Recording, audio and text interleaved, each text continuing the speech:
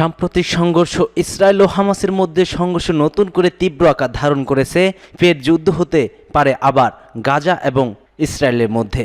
গাজার উপর ইসরায়েলি বোমা হামলায় বহু বেসামরিক প্রাণহানি ঘটেছে। আবার নিষিদ্ধ সংগঠন হামাসও পাল্টা রকেট নিক্ষেপ করেছে, যা দখলদার ইসরায়েলি অঞ্চলে হতাহতের কারণ হয়ে দাঁড়িয়েছে। এই দুই দেশের মধ্যে সর্বোচ্চ যুদ্ধের ঝুঁকিতে পড়ে যায় বিশ্ব। আর এরই মাঝে আমাদের হাতে এসেছে কিছু ভয়ঙ্কর আন্তর্জাতিক সংবাদ। শুরুতে জানিয়ে দিচ্ছি এই সংবাদগুলোর শিরোনাম।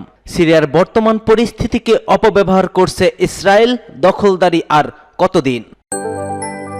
জানিয়ে দিচ্ছি গাজায় আবারও যুদ্ধ শুরু হওয়ার আশঙ্কা।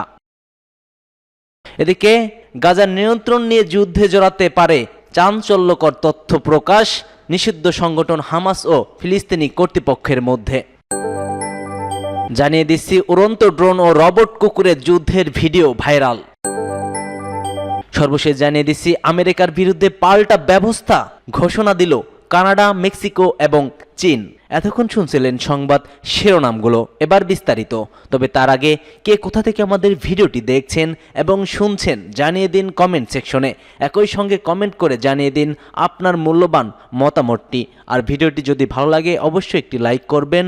পরবর্তী আপডেট পেতে চ্যানেলটিকে সাবস্ক্রাইব করার অনুরোধ রইল। সিরিয়ার বর্তমান পরিস্থিতিকে অপব্যবহার করছে ইসরায়েল, দখলদারি আর কতদিন। ইসরায়েলি যুদ্ধমন্ত্রী ইসরায়েলি কাটস অধিকৃত গোলানের জাবাল আশ শেখই অঞ্চল পরিদর্শনের সময় জোর দিয়ে বলেছেন, নতুন করে সিরিয়ার যে কোনো অঞ্চল তাদের দখলে এসেছে তা থেকে ইসরায়েল সেনাবাহিনী সরে যাবে না, বরং সিরিয়া তাদের অবস্থান আরও শক্তিশালী করবে। পার্স টুডো জানিয়েছে, ইসরায়েলি যুদ্ধমন্ত্রীর দেওয়া ভাষণ মতে অধিকৃত গোলান মালভূমি এবং উত্তর অঞ্চলের নিরাপত্তা নিশ্চিত করার জন্য তাদের সেনাবাহিনী নতুন দখলকৃত এলাকাগুলোতে দৃঢ়তার সঙ্গে রক্ষা করবে। সিরিয়ার ভূখণ্ড দখলে রাখার বিষয়ে ইসরায়েলি ঘোষণা করে আসার পর মানব অধিকারের দাবার পশ্চিম দেশগুলোর এখনও এই গুরুত্বপূর্ণ বিষয়ে কোনো প্রতিক্রিয়া জানায়নি। লেবানন, সিরিয়া এবং দখলদার ইসরায়েল সীমান্তে অবস্থান জাবাল আশ শেখই বা হারমন হচ্ছে অন্তত কৌশলগত একটি এলাকা। এই অধিকৃত পয়েন্টটিকে গোটা অঞ্চল চোখ হিসেবেই গ্রহণ করে থাকে। জাবাল আশ শেখই বা হারমন পার্বত্য অঞ্চল কৌশলগতভাবে গুরুত্বপূর্ণ কারণ এটি এই অঞ্চলের সবচেয়ে উঁচু জায়গা।